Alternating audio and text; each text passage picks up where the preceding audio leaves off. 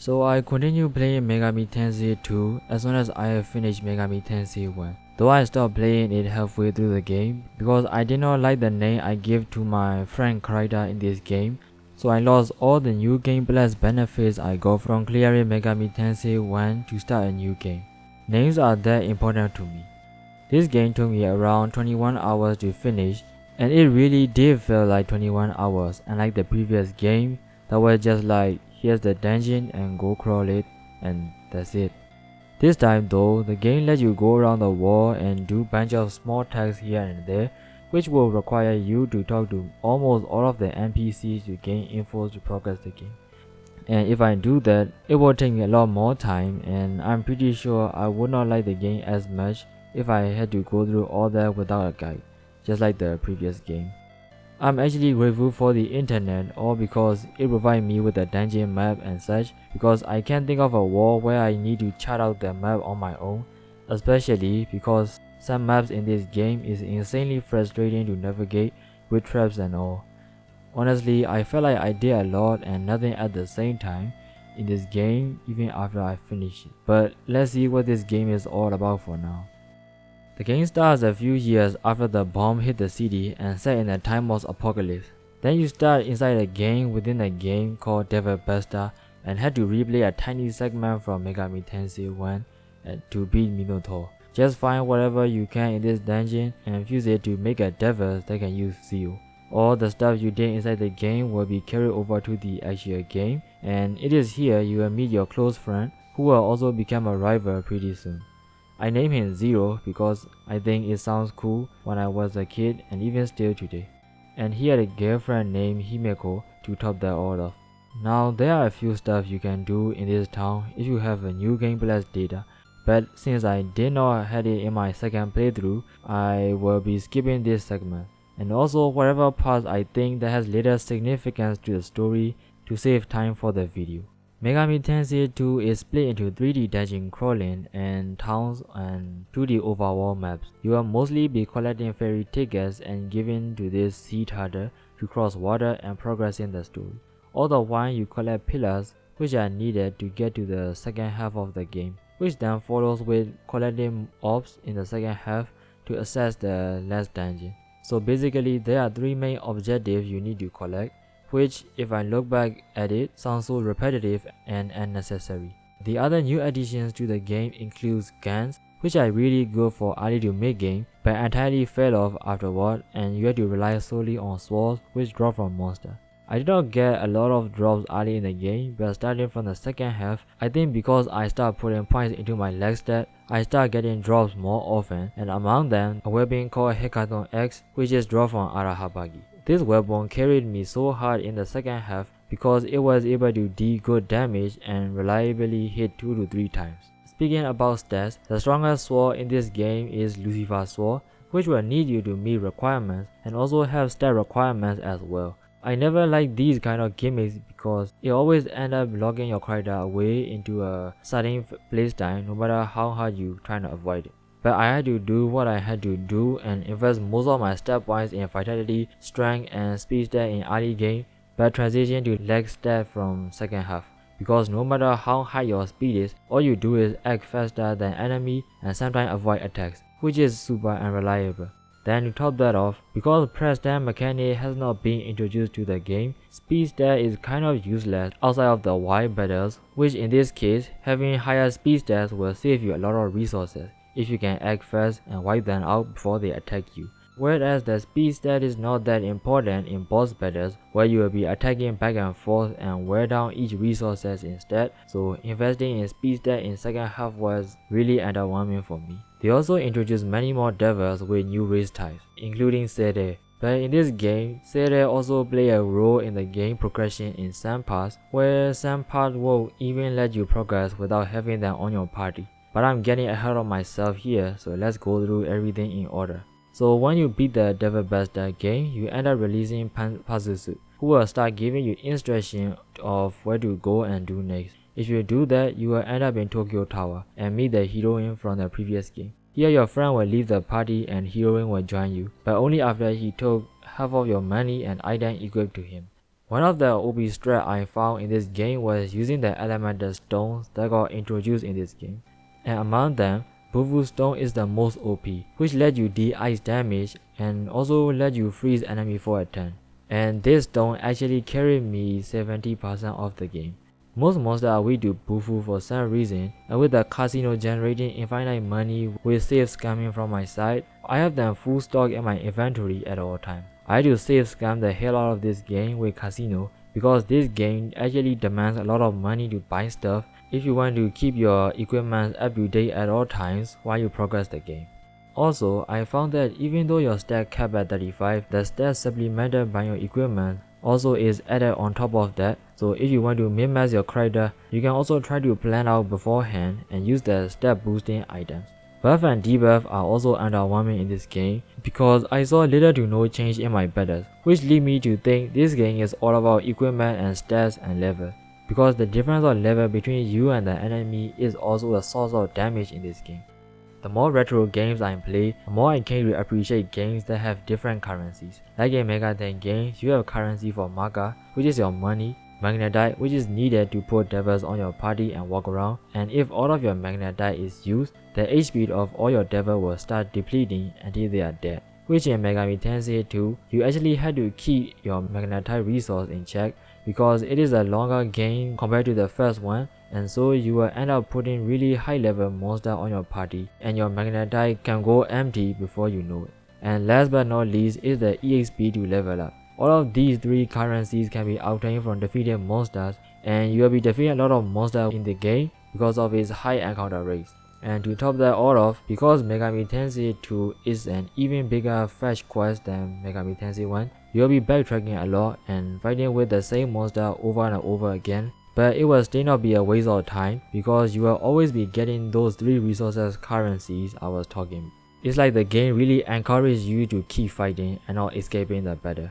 That said, there are also monsters in the game which are better off avoiding, like ones in the early to mid game that can afflict you with bad status, mainly like sleep, paralyze, and freeze, and ones that start appearing towards the end that can one-shot you with curse attacks, reduce your level, and reflect physical attacks, or the one that simply has high magic stat and deal a ton of damage. So you actually have to pick and choose fight even more carefully with all these new additions to the game, which is where the frustration part comes in. Because it is really hard to escape battles, and more often than not, you are just better off killing the monster first before they kill you. Then there is also never negotiation thing where they will also attack you if you pick the wrong choice. But fortunately, this system is still same like before, and as long as you pick persuade, reassure, and give money, item, or whatever it asks you to give, they will join your party without a doubt. Now if I had to skip a little bit ahead after our friend left the party, you will get to Kyūyaku, which has an arena that will give you a pillar if you can beat 5 consecutive battles. The monster you fight here scales with your protagonist level, so it's better for you to get this job done here quick. For arena fight, you can switch devils in between matches and proceed to auto battle where you can just pray to win and nothing else. And this mini game actually had me on the edge with all the close fight I had to witness. Another interesting thing the game had was the segment in Ikebukuro Sunshine Building, where you get to take the pillar from within this giant mouth and end up getting your arm chopped in the process, which also end up affecting your gameplay with you no longer being able to access your comp, which means no auto map and no summoning, and your health also deplete over time with all the blood you are losing. And it was this moment which reminded me of dungeon exit spell and teleportation spell heroine has, and from this point onward, I start using them in earnest for my quality of life improvement. So rush towards Ginza after that and get a new arm, which will increase your devil stock to 10, which is very much needed with all the devils recruiting you will be doing and with all those free devils you will be getting in this game. After that, you can go back to the mouth and get the pillar. Because of this minute step-by-step process of getting pillars, you can actually forget them while you play the game, so be careful about it. You can also do other side quests except from the main quest, like playing Devil Buster 2 in Shibuya Intelligent Building and get Devil Analyzer and free Cerberus, most of which are also underwhelming, and I just end up putting Cerberus as fusion fodder not too long after I got him this time. And as for Devil Analyzer, it only showed HP and stat and not the type matchup table, so it was of little use for me as well. Then skip for a bit and you end up inside another giant turtle's stomach. where you will be needing an item to mitigate damage from all those stamina exits it is producing. It is also here your menu will be halved and get another pillar. Now that I look back at it, the game could actually soft lock you if the game let you leave this place without the pillar, because you won't be able to return back here ever again. And it's crazy how I won't even be surprised even if I got soft lock here, especially when the game we are talking about is old Megaten games like Kyūyaku Megami Tensei, for instance. I don't know when I began to have too little of an expectation towards Megaten games, but here we are, more than half entry deep into the franchise. I have accepted the fact that I am playing these games to suffer, which also end up turning into a feeling of wanting to beat a really player and friendly game to get a weird sense of achievement once I beat the game, which is definitely the main driving force for me to keep playing this game time after time again. Then after you exit the stomach, go to the Bill's castle next and beat him. By now you have already beat Pazuzu as well, which I forgot to talk about before. And now Bill is next on the list. Here you get to meet your friend one last time, who now realizes he is on the wrong path because he followed Pazuzu's order, and now to redeem himself, he rushed towards the boss only to lose his life on the spot. So after you beat Bill, you give the ring his girlfriend Himeko told you to give it to him when he eventually came back to his own sense. Also, you had to go and save Himeko in Ikebukuro before all this happened. I'm talking all over the place right now because I kept forgetting all those many little insignificant steps you had to take in order to progress the game, and one misstep will have you scratching your head for hours. Combined it with 21 hours of intense focus on that game, I found myself getting fatigued after every 2 hours of gaming session every day. Megaten games really does make you feel like working a full-time job without actually having a job sometimes, I swear. So after the Bay fight, it will turn into a frog. I chose not to kill him because I want a good ending, and after all this, all that's left is to enter into Demon War, Makai, after going around anti-clockwise and summoning the castle. You have to do these anti-clockwise walking a couple of times in this game, which might actually be innovative at that time, but as a person playing the game in 2026, I'm not sure where that idea even came from to begin with.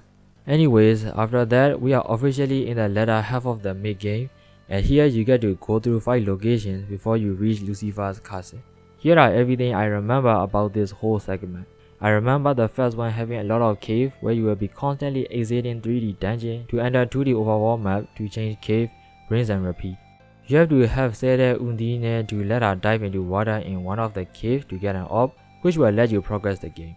Do not give up on her no matter how long she took, or else you will have to go fuse Undine again by finding devils all the way back in Shinjuku and Ginza. Stuff like this only made me appreciate the addition of Devil Companion more in later entries, starting from Devil Summoners and onwards. You will also need another Sere called Gnome later in the game for the same reason, so just keep that in mind for now. The second location has nothing interesting going on, so I will skip to the third one. Here you will need an item to revive Izanami, who has been killed, and I'm guessing we are going to need her to teleport to Lucifer's castle later. But judging from how this guy has been written so far, I'm actually sensing that there might actually be a soft lock around this point of the game concerning with the timing to revive Izanami. Then next is the Lost Forest, which is arguably the worst place in the entire game. The entire map is filled with these monsters that can put you in sleep, and the worst case scenario happened here with devils kidnapping heroine away from my party, which was one and only healing method I had at that time.